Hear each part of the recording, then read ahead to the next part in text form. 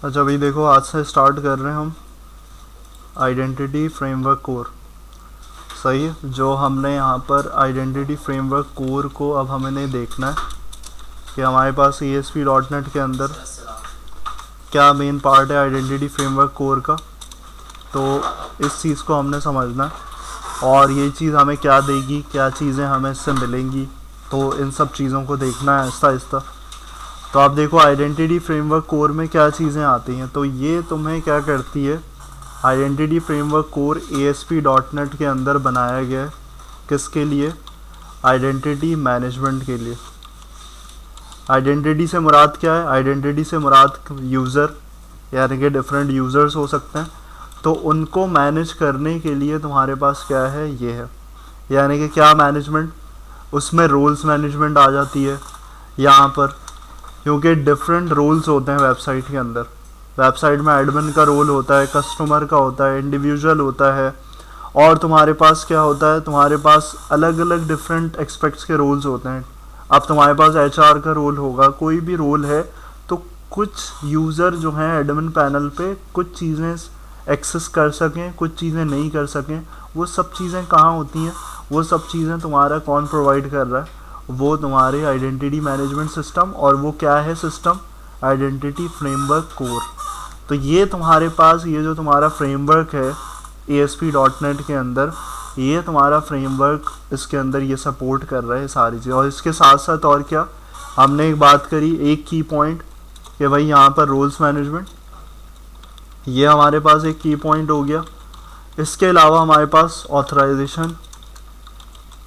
Authorisation का मतलब क्या है? ऑथराइजेशन का मतलब है कि भाई कोई बंदा किसी चीज़ को एक्सेसिबल कर रहे हो तुम अगर, और किसी चीज़ को नॉट एक्सेसिबल कर रहे हो, यानी कोई पेज जो है वो एक्सेस नहीं हो सकता।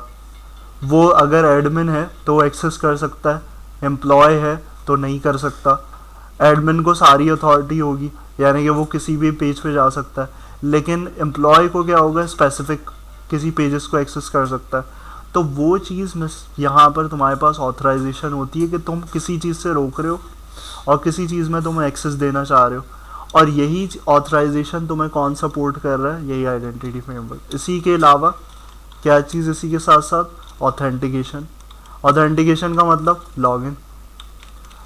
तो ऑथेंटिकेट करके ही तुम क्या कर रहे हो, यूज़र को एंटर कर रहे हो, रजिस्टर करेगा यूज़र, उसके बाद ऑथेंटिकेट कर रहे हो, चेक कर रहे हो उसको, यानी कि उसकी लॉगिन ईमेल आईडी और पासवर्ड से ऑथेंटिकेशन करके, चेक करके, वेरीफाई करके उसको तुम एक्सेस दे रहे हो कि भाई हाँ अब तुम ऑथराइज हो, ऑथेंटिकेट हो चुके हो, और अब तुम यहाँ पर क्या कर सकते हो, यहाँ पे मज़ीद फर्दर यूज़ कर सकते हो। तो वो ऑथेंटिकेशन भी कौन प्रोवाइड कर रहा है? तो ऑथेंटिकेशन के अंदर वही लॉगिन वाला प्रोसेस आ जाता। तो ये सारी चीज़ें, और इसके अलावा बहुत सारी चीज़ें हैं इसके अंदर। तो वो सब चीज़ें तुम्हें कौन प्रोवाइड कर रहा है? यही तुम्हारा आइडेंटिटी मैनेजमेंट सिस्टम, यानी कि आइडेंटिटी फ्रेमवर्क। तो ये सब करने के लिए हमें इसकी सपोर्ट चाहिए होगी। तो हम कैसे करेंगे इसको, किस तरीके से करेंगे? तो इसके लिए एक एक्स्ट्रा पैकेज, हम 3 पैकेज देखते हुए आ रहे थे, चौथा हमारे पास ऑटोमेटिकली आता था। तो अब एक और पैकेज होगा, वो पैकेज तुम करोगे, उसके थ्रू तुम्हारे पास क्या हो रहा होगा, identity framework core, identity management system implement हो रहा होगा। तो यहाँ पर इसको कहते हैं, मैं इसको यहाँ पर मिनिमाइज़ करता हूँ और यहाँ पे आ जाता हूँ विजुअल स्टूडियो। इसमें तो हम न्यू प्रोजेक्ट, अच्छा ये तुम इसमें न्यू नहीं बनाना, जैसे मैं न्यू बना रहा हूँ इसमें न्यू बनाने की ज़रूरत नहीं है, तुम उसमें ही कर सकते हो, जो तुम्हारे पास पहले से काम हुआ हुआ उसी के अंदर एडिशन कर सकते हो। वह प्रोसेस ये वाला करना होगा। तो मैं यहाँ पे क्या करता हूँ, एक क्रिएट न्यू प्रोजेक्ट करता हूँ, और इसके अंदर हम यहाँ पर वही जैसे एज़ यूजुअल हम इस्तेमाल कर रहे थे मॉडल व्यू कंट्रोलर, इसी को लेते हैं, नेक्स्ट करते हैं, और यहाँ पर हम क्या कर देते हैं, यहाँ पर हम लिख देते हैं प्रोजेक्ट का नेम आइडेंटिटी मैनेजमेंट सिस्टम, और यहाँ पर .NET 6 long term support create कर देते हैं इसको।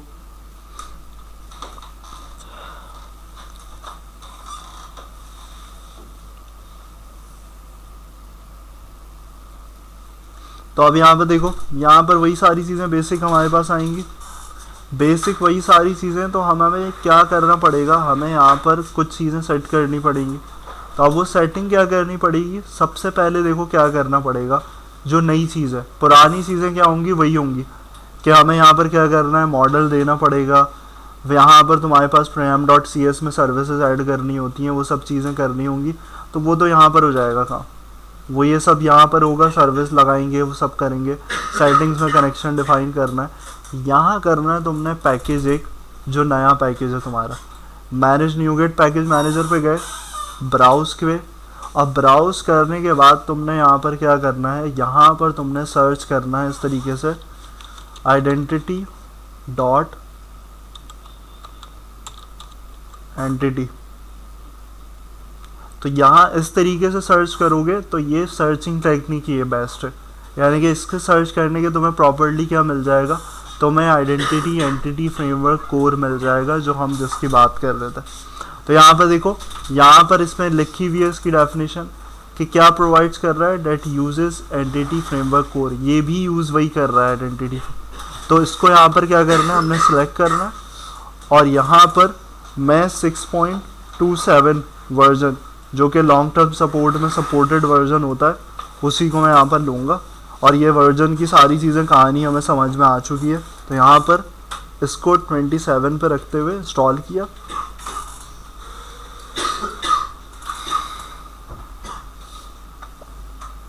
तो ये हमारे पास क्या हो जाएगा, एक पैकेज इंस्टॉल हो गया, सही। अब देखो मैं यहाँ पर दूसरे पैकेज इंस्टॉल नहीं कर रहा, ये पैकेज इंस्टॉल कर दिया, क्योंकि वो जो तुम्हारे पास 3 पैकेजेस हैं वो ऑटोमेटिकली क्या होंगे, जब तुम स्कैफोल्ड करोगे, यहाँ पर तुम इन चीज़ों को लेकर आओगे, कुछ चीज़ें एक चीज़ इम्प्लीमेंट करोगे, तो वहाँ पर तुम्हारे पास ऑटोमेटिकली वो पैकेजेस रिक्वायर्ड होंगे और वो खुद इंस्टॉल कर देगा। कैसे करेगा, तो अगला स्टेप तुम्हें क्या करना होगा, अगला स्टेप तुम्हारे पास इसका एडिशन पॉइंट, अभी तक हमने क्या समझा था, अभी तक समझा था कि ये दे रहा है हमें, इन चीज़ों के लिए तुम क्या कर रहे हो, आइडेंटिटी फ्रेमवर्क को। लेकिन ये क्या करता है, जब तुम स्कैफोल्डिंग की बात कर रहे हो, यहाँ पर चौथा पॉइंट कि मैं बोल रहा हूँ कि वो स्कैफोल्डिंग करते वक्त पैकेजेस ऐड कर देगा 3 जो बेसिक पैकेजेस हैं। वो स्कैफोल्ड क्या कर रहे हो, स्कैफोल्ड का मतलब क्या था उवैद?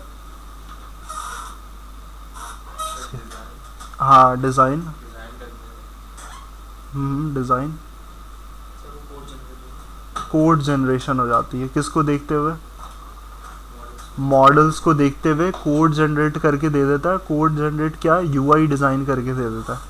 तो वो चीज़ तुम्हें यहाँ पर क्या प्रोवाइड कर रहा है, वो जो लॉगिन का पेज है, रजिस्ट्रेशन का पेज है तुम्हारे पास, कंफर्मेशन का पेज है, ईमेल का है, पासवर्ड का है, वो सब तुम्हें बनाने की ज़रूरत नहीं है। तो वो स्कैफोल्डिंग क्यों कर रहे हैं हम, स्कैफोल्डिंग इसलिए कर रहे हैं कि हमारे पास वो जो यूआई डिज़ाइन है, वो यूआई डिज़ाइन ये एपीआई बना के दे रहा है तुम्हें।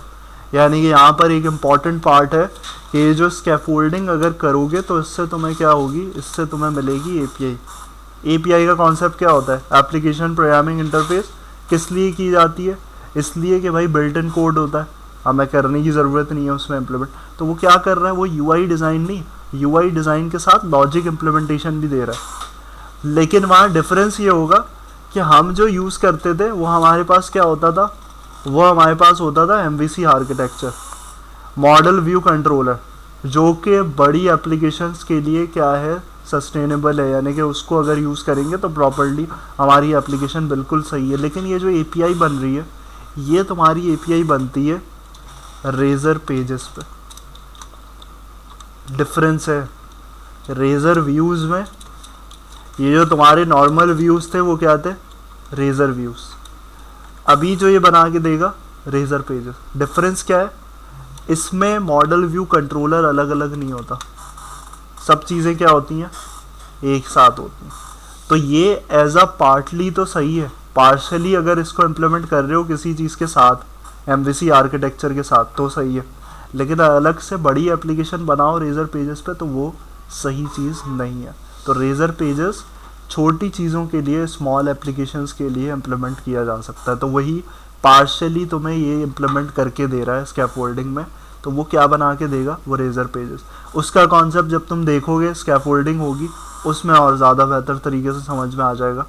तो यहाँ पे आके क्या करना पड़ेगा, यहाँ पे आओगे और इसके अंदर तुमने आके करना है ऐड, और यहाँ पे तुम्हें एक नज़र आ रहा है न्यू स्कैफोल्डेड आइटम, इस पर क्लिक करोगे अच्छा, इसको सेट करने से पहले एक चीज़ करनी पड़ेगी हमें, वरना उसमें ये मिसिंग होगा, क्या, हमारे पास एप्लीकेशन डीबी कॉन्टेक्स्ट होनी चाहिए। तो उसको करने के लिए हमें क्या करना है, हमें पता है यहाँ पर क्या करना होता है, हमें एप्लीकेशन डीबी कॉन्टेक्स्ट की एक फ़ाइल बनानी पड़ेगी क्लास। तो यहाँ पर मैं बना लेता हूँ एप्लीकेशन डीबी कॉन्टेक्स्ट और इसको कर देते हैं ऐड। और यहाँ पर देखो अब क्या करना है, यहाँ पर हम क्या कर रहे होते थे, डीबी कॉन्टेक्स्ट, तो आप डीबी कॉन्टेक्स्ट नहीं करेंगे, अब क्या करेंगे, अब यहाँ पर तुम्हारे पास होगा आइडेंटिटी डीबी कॉन्टेक्स्ट। तो अब देखो जैसे ही कंट्रोल डॉट किया, तो अगर इस क्लास को पेरेंट बनाना है तो यहाँ पर तुम्हारे पास देखो रेफरेंस आ रहा है, जो पैकेज तुमने इंस्टॉल किया था उसी पैकेज से क्या है ये वाली क्लास तुम्हारे पास इंपोर्ट हो। तो ये करना है, क्यों करना ज़रूरी है, क्योंकि अब तुम यहाँ पर जब तुम्हारे पास देखो समझो पेरेंट है ये, तुम डीबी कॉन्टेक्स्ट इम्प्लीमेंट कर रहे थे तो एंटिटी फ्रेमवर्क कोर इस्तेमाल कर रहे थे, ये भी एंटिटी फ्रेमवर्क कोर को यूज़ कर रहा है, लेकिन अब तुम चीज़ें कुछ और यूज़ करना चाह रहे हो। तो वो चीज़ कैसे होगी, अब तुम जो डीबी कॉन्टेक्स्ट में पेरेंट बनाओगे वो आइडेंटिटी डीबी कॉन्टेक्स्ट होगा। फिर उसके बाद वही है, कंस्ट्रक्टर बनाएंगे हम, पब्लिक एप्लीकेशन डीबी कॉन्टेक्स्ट, और फिर उसके अंदर हमने यहाँ पे क्या करना होता है, डीबी कॉन्टेक्स्ट ऑप्शंस, और यहाँ पर हमने पैरामीटर बनाया, उसके बाद बेस ओवरराइड करने के लिए, और यहाँ पर इस तरीके से हमने अपने यहाँ पर पैरामीटर उसमें पास कर दिया। तो ये चीज़ हम कॉमन जो करते हुए आ रहे थे वही वाली चीज़ हमने यहाँ पे करनी। अब मॉडल बनाओ या ना बनाओ, वो मॉडल्स तुम्हारे पास यहाँ बने हुए होंगे एप्लीकेशन डीबी कॉन्टेक्स्ट में, सिर्फ चेंज क्या करना होगा, तुम्हें जो चेंज करना होगा वो ये करना होगा। और उसके बाद यहाँ पर तुम्हारे पास अगला स्टेप क्या होगा, मॉडल अभी मैं नहीं बना रहा इसके अंदर, मैं यहाँ पर अब वो नेक्स्ट चीज़ कर रहा हूँ यहाँ पर क्या, कि भाई यहाँ पर आके हमें क्या करना है, यहाँ पे हमें न्यू स्कैफोल्डेड आइटम, और इसमें आके तुमने क्या करना है, यहाँ पर हमारे पास देखो रेजर पेजेस, रेजर कंपोनेंट हमें नज़र आ रहा है एक आइडेंटिटी का पार्ट, तो यही वो चीज़ है। यहाँ पे देखो क्या है, adds code required for using ASP.NET core identity in the application. तो ये आइडेंटिटी स्कैफोल्डर है जिससे वो तुम्हारे पास सारी चीज़ें खुद ब खुद ऑटोमेटिकली वो तुम्हें UI डिज़ाइन करके देगा। तो अब इसमें तुमने यहाँ पर देखो, यहाँ तुम्हारे पास क्या किया, यहाँ पर देखो स्कैफोल्डिंग जब कर रहा है उसने एक पैकेज तुम्हें शो किया, वो जो उस वक्त होता था web.code जनरेशन, तो वो देखो क्या हुआ साइड में, वो ऑटोमेटिकली 6.16 होता है हायर, वो कर दिया उसने। अब यहाँ तुम्हें बनाने से पहले एक चीज़ देगा चेक मार्क करने के लिए, तो वो पहले तुम्हें वो चेक मार्क्स करने पड़ेंगे, यानी कि वो जो रेजर पेजेस बनाने हैं वो तुम्हें कौन कौन से बनाने हैं वो सब चीज़ें तुमसे पूछ रहा है कि भाई तुम यहाँ पर कौन कौन से रेजर पेजेस को बनाना चाहते हो। तो वहाँ पर तुम्हारे पास देखो इतने सारे हैं बहुत। अब ऐसा नहीं है कि सब चीज़ों को यूज़ कर रहे होंगे, कुछ चीज़ें हम इम्प्लीमेंट करेंगे, लेकिन हम यहाँ पे क्या करेंगे, यहाँ पे सबको ओवरराइट कर दो। अब इस सिलेक्टेड करने के बजाय सब चीज़ों को ले लो, क्योंकि कुछ चीज़ें यूज़ करनी होंगी कुछ नहीं करनी, तो इससे सेलेक्ट करने के बजाय, टाइम ज़ाया करने के बजाय सब पे टिक मार्क कर दो यहाँ पे ओवरराइड ऑल फाइल्स।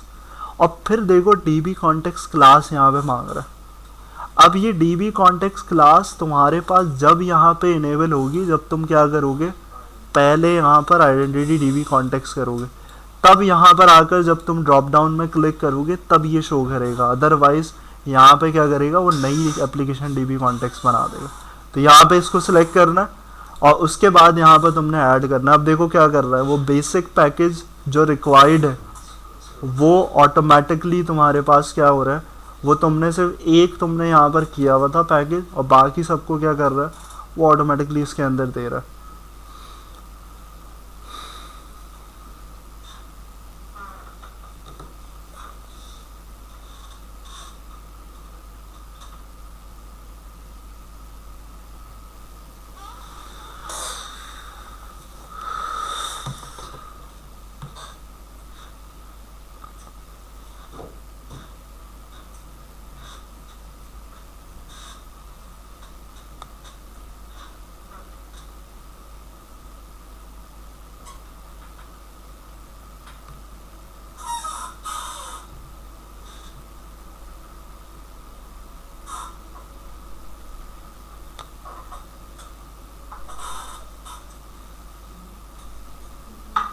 तो अब देखो तुम्हारे पास जब ये कंप्लीट हो जाएगा तो यहाँ पर क्या होगा, एक मैसेज, एक txt फाइल बनेगी स्कैफोल्डिंग रीडमी की। तो यहाँ पर एक मैसेज होगा, इससे कुछ नहीं करना हमें। यहाँ पे तुम्हारे पास क्या होगा, आइडेंटिफिकेशन होगी कि प्रॉपर्ली तुम्हारे जो रेजर पेजेस हैं वो ऐड हुए, एपीआई जो तुम्हारे पास आई है वो प्रोवाइड हुई तुम्हें, तो वो होगी तुम्हारे एरियाज़ के फोल्डर के अंदर। और इसके अंदर तुम्हारे पास फोल्डर हायरार्की बनी हुई है पूरी, आइडेंटिटी, पेजेस। और पेजेस में तुम्हारे पास अकाउंट के अंदर, क्योंकि रेफरेंस क्या था उसके अंदर, अकाउंट फॉरवर्ड स्लैश था, वो इसका मतलब है सारे जो तुम्हारे पास पेजेस हैं कुछ मैनेज के अंदर रखे हुए और कुछ तुम्हारे पास क्या है वो तुम्हारे पास यहाँ पे मौजूद है। तो ये तुम्हारे पास देखो रेजर पेजेस हैं, इसका मतलब है यहाँ देखो एमवीसी आर्किटेक्चर नहीं है इसके अंदर। देखो तो यहाँ अगर मैं सिर्फ लॉगिन की बात करूँ तो लॉगिन में देखो ये तुम्हारे पास, ये तुम्हारा डिज़ाइन है वही सेम, कोई नई चीज़ नहीं है। लेकिन यहाँ और यहाँ देखो मॉडल आ रहा है, वही मॉडल बाइंडिंग हो रही है, लेकिन अब मॉडल अलग से नहीं है। वो मॉडल क्या है, ये रहा नीचे, मॉडल यहीं पर मौजूद है उसी के साथ। तो यही रेजर पेज का डिफरेंस होता है। मॉडल एमवीसी आर्किटेक्चर में क्या होता है, सेपरेशन ऑफ कंसर्न होता है, अलग अलग फोल्डर्स में अलग अलग जगहों पे तीनों चीज़ें होती हैं। वही तीनों चीज़ें अगर तुम्हारे पास साथ हो गई, तुम्हारा यूआई, तुम्हारे पास मॉडल, अब वो मॉडल और लॉजिक वो दोनों एक साथ है। देखो तुम्हारे पास क्लास है, इसका मतलब ये तुम्हारा मॉडल, उसके अंदर प्रॉपर्टीज़ हैं। अब ये एपीआई पूरी बनी हुई है, ये एपीआई तुम्हारे पास पूरी शो कर रहा है और उसके अंदर सब कुछ बना हुआ है, पूरा लॉगिन का पैटर्न डिफाइन है, सारी चीज़ें। वो कुछ हमें चेंजेस करनी होंगी, वो चीज़ें हम देखेंगे। तो यहाँ पर तुम्हारे पास देखो सारे चीज़ें सेट हुई हुई हैं। और लॉजिक क्या है, ये कंट्रोलर वाली लॉजिक, यानी कंट्रोलर वाला काम भी इसके अंदर हुआ हुआ है और तुम्हारे पास तुम्हारे मॉडल वाला काम भी हुआ हुआ है। और यूआई का डिज़ाइन, वो यूआई का डिज़ाइन तुम्हारे पास यहाँ पे, और मॉडल बाइंडिंग जो हुई हुई है वो तुम्हारे पास यहाँ पे इस तरीके से हुई हुई है, स्ट्रांगली टाइप व्यू बना हुआ है। तो इसी तरीके से सारे रेजर पेजेस का स्ट्रक्चर, रजिस्टर का होगा, वो सब चीज़ें, लॉग आउट का होगा। तो ये सब चीज़ें ऐसे तुम्हारे पास शो हो रही हैं। अब मुझे क्या करना है, मेरे पास ये तुम्हारा, ये जो तुम्हारी सारी चीज़ें ये कहाँ स्टोर्ड होंगी, टेबल्स होने चाहिए इसके लिए डेटाबेस के अंदर। तो वो टेबल्स भी कौन बना के देगा, वो टेबल्स भी ये बना के देगा आइडेंटिटी फ्रेमवर्क को। तो उसके लिए सबसे पहले क्या करना पड़ेगा, मुझे कनेक्शन लेना पड़ेगा। तो वो कनेक्शन मैं दूसरे प्रोजेक्ट से, पुराने जो CRUD था उसमें से उठा लेता हूँ मैं, इमेज CRUD एप्लीकेशन में से।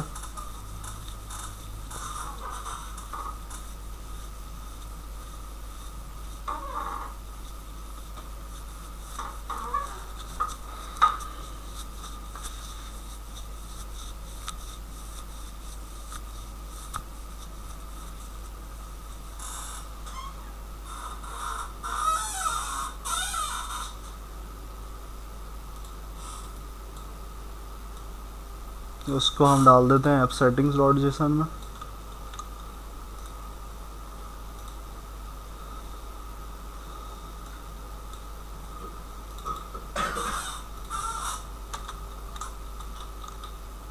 इसको नाम दे देते हैं हम डेटाबेस का आइडेंटिटी मैनेजमेंट।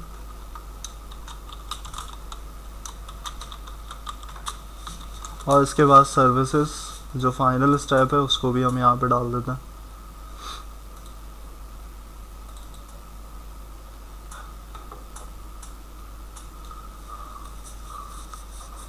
सर्विसेज हमारे पास ये वाली लाइन,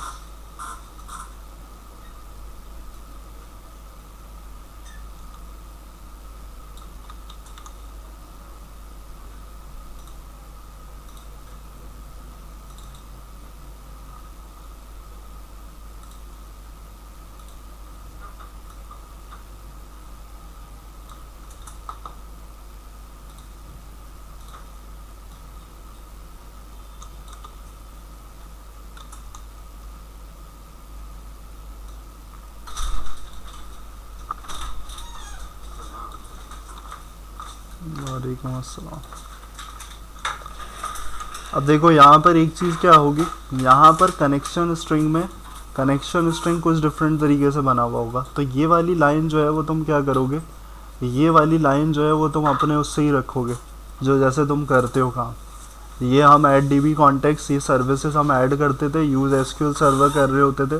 तो ये चीज़ तुम कनेक्शन, गेट कनेक्शन स्ट्रिंग जो करने के लिए, हमारे ऐप सेटिंग से उठाने के लिए जो हम काम कर रहे होते थे, वो ये सेम करना है। लेकिन वो जो तुम्हें एक्स्ट्रा ऐड करके देगा, वो क्या करके देगा, वो ये तुम्हारे पास सर्विस देगा। ये जब तुम क्या करोगे, स्कैफोल्डिंग कर रहे हो, तो वो program.cs से ये सारी चीज़ें तुम्हें बना के दे रहा है। लेकिन यहाँ पर ये और ये कॉन्फ्लिक्ट करेगी।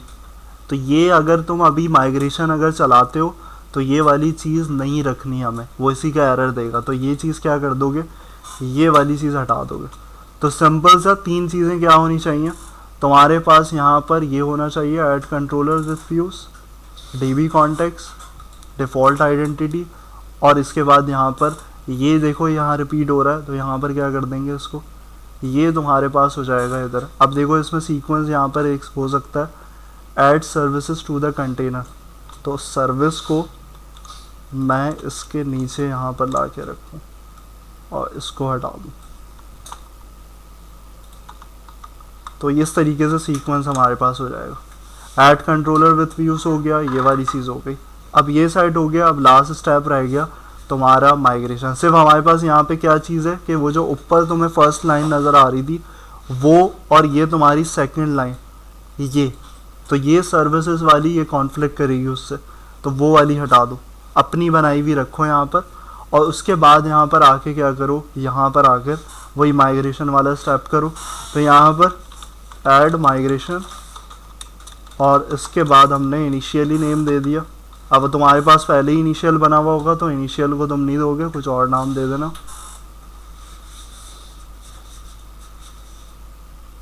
तो देखो अब यहाँ पर क्या है, मैंने कोई टेबल नहीं रखा था एप्लीकेशन DB कॉन्टेक्स्ट में। अगर यहाँ पर आकर देखें तो यहाँ पर देखो सिर्फ मेरे पास क्या है, सिर्फ मेरे पास ये कंस्ट्रक्टर बना हुआ है। लेकिन वो आइडेंटिटी जो फ्रेमवर्क कोर है वो तुम्हें क्या प्रोवाइड कर रहा है, वो तुम्हारे पास माइग्रेशन के अंदर इतने सारे टेबल्स जनरेट करके दे रहा है, वो रोल मैनेजमेंट के लिए। तो यहाँ पर ये जो इनिशियल के अंदर तुम्हें नज़र आ रहे हैं टेबल्स, यहाँ पे ASP.NET रोल्स, ASP.NET यूज़र्स, उसमें कॉलम्स हैं काफ़ी सारे। तो ये सब चीज़ें किस लिए हैं, ये सारी चीज़ें तुम्हारे मैनेजमेंट सिस्टम ही प्रोवाइड कर रहा है तुम्हें। तो यहाँ क्या करना है, हमें आखिरी स्टेप ये करना है कि भाई हमें अपडेट डेटाबेस करना है, ताकि हमारे पास ये सारी पूरी माइग्रेशन जो है वो डेटाबेस में अपडेट कर दी जाए।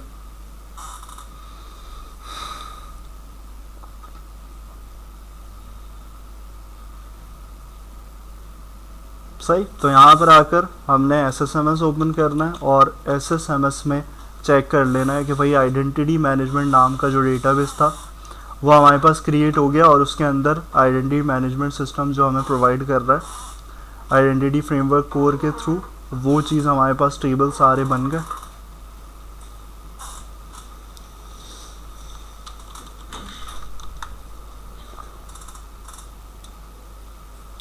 तो यहाँ पर आकर डेटाबेस, और यहाँ पर आइडेंटिटी मैनेजमेंट ये रहा। और इसके अंदर देखो हमने कोई टेबल्स नहीं बनाए थे, हमारे पास देखो कितने टेबल्स आ रहे हैं। ASP.NET user tokens, user roles, logins, claims, net roles. तो अब ये सब चीज़ें किस लिए हैं, ये सब चीज़ें उसी के लिए, यानी कि वो जो यूज़र रजिस्टर्ड होगा, अगर उसको यहाँ पर देखें इन कॉलम्स को, तो कॉलम्स में यूज़र की रजिस्ट्रेशन की इंफॉर्मेशन यहाँ पर आएगी इन कॉलम्स में। तो ये तुम्हारे पास वो जो कॉलम्स थे वो सब ये रहे, ये सारे। अब इसमें ऐड भी कर सकते हैं कॉलम्स कुछ वो, लेकिन उसका पैटर्न डिफरेंट होगा। और उसके अंदर यूज़र रोल्स, तो वो जो रोल्स डिफ़ाइन करने के कौन कौन से रोल्स होने चाहिए यूज़र के, वो इस टेबल के अंदर होंगे, तुम्हारे पास इंफॉर्मेशन स्टोर्ड होगी।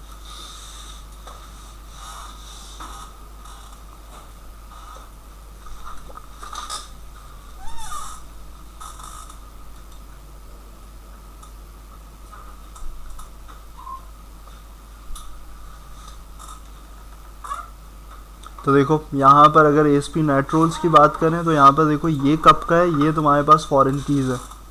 फॉरेन कीज़ किस लिए है कि कौन सा यूज़र किस रोल के साथ तुम्हारे पास रजिस्टर्ड हो रहा है, तो उसकी स्टोरेज यहाँ पर होगी।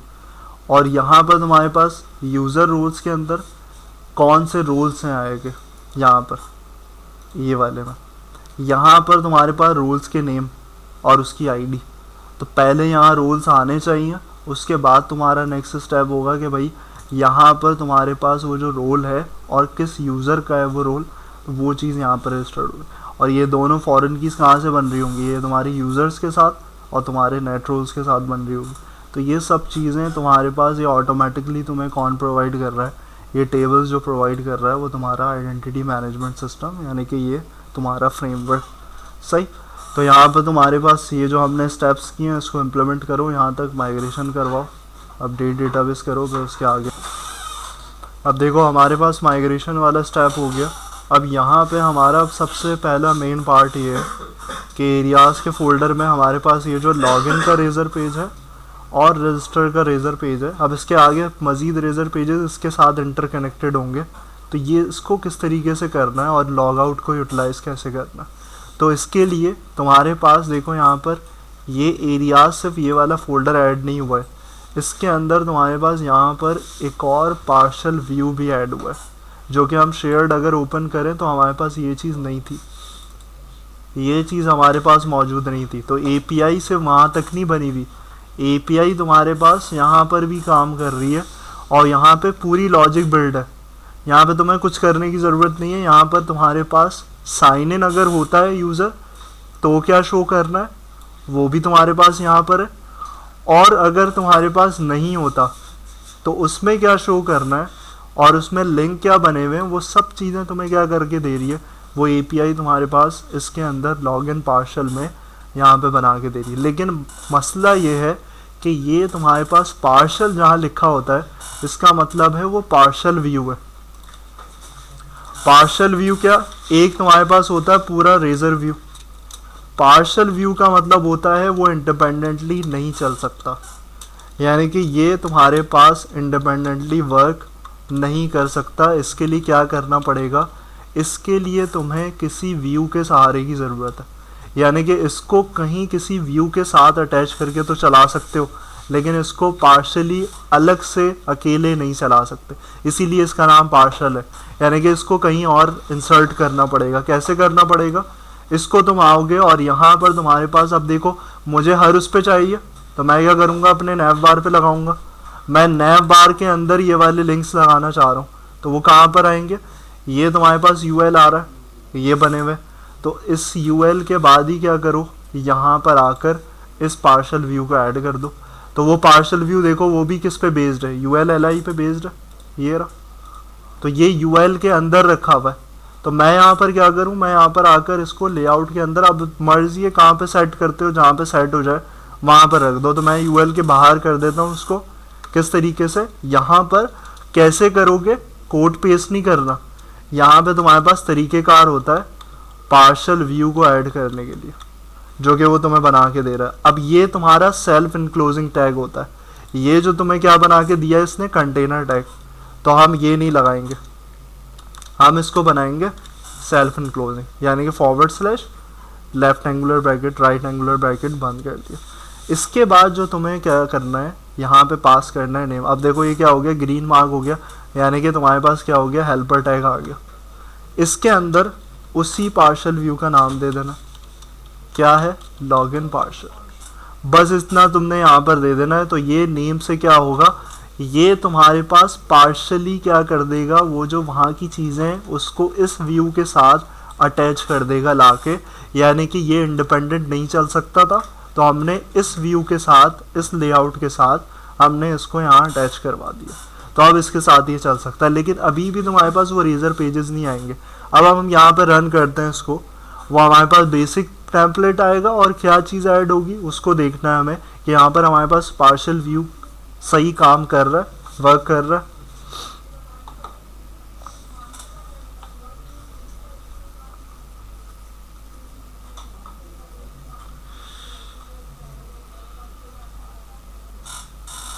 तो यहाँ पे देखो सिर्फ हमारे पास इतना आता है। अब यहाँ पे देखो क्या आ रहा है, यहाँ पे ये चीज़ कहाँ से आ रही है, ये तुम्हारे पार्शल व्यू से आ रही है। वो जो हमने पार्शल का टैग लगाया है वो वही मकसद था कि हम यहाँ पे रजिस्टर और लॉगिन वाले पेजेस को एक्सेस कर सकें। लेकिन यहाँ देखो अगर क्लिक करता हूँ, लोकेशन स्पेसिफाई कर रहा है लेकिन लोकेशन ओपन नहीं हो रही। इसका मतलब है यहाँ पर एक मिडल फेयर कम है program.cs के अंदर जो मिडलवेयर तुम्हें ऐड करनी है, तब जाके ये लॉगिन का पेज खुल सकता है। और रेजर, अब यहाँ पे देखो लोकेशन पूरी आइडेंटिफाई, एरिया आइडेंटिटी है, पेज का नेम आ रहा है तुम्हारे पास, लेकिन ये एग्जैक्टली कब खुलेगा? एग्जैक्टली जब खुलेगा जब तुम यहाँ पे आओगे और यहाँ पर आकर तुमने क्या करना है, program.cs के अंदर यहाँ पे तुमने एक मिडलवेयर ऐड करनी है। कहाँ पे? यहाँ पर आकर नीचे app.run से पहले app.map_razor_pages। तो ये तुम्हारे पास किसके लिए होती है? ये तुम्हारे पास मिडलवेयर होती है adds endpoints for Razor pages. Razor views नहीं लिखा हुआ, तो रेजर पेजेस को एक्सेस करना तो किस तरीके से एक्सेस होगा, वो तुम्हारे पास इस मिडलवेयर से। सही, तो यहाँ पर ये करना है और एक सर्विस ऐड करनी है यहाँ पर, builder.services add razor pages। और अब दोबारा इसको रीस्टार्ट कर दें।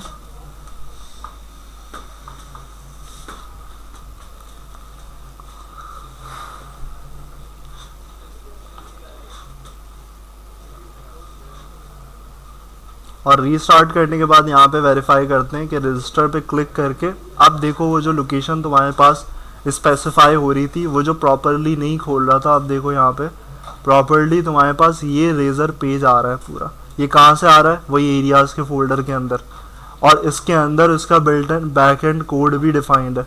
और लॉगिन पे, तो लॉगिन पे भी तुम्हारे पास आ रहा है, और उसके अंदर मज़ीद फर्दर लिंक है, लेकिन ये हम अपने हिसाब से बनाएंगे। ये सारी चीज़ें अलग वो कैसे करेंगे, वो वाली सारी चीज़ें देखेंगे। तो यहाँ पे तुम्हारे पास ये हो क्या होगा, इसका भी कोड बिल्ट इन है और इसका भी कोड बिल्ट इन है। तो पहले यहाँ पर ये वाला सेटअप कर लो, फिर उसके आगे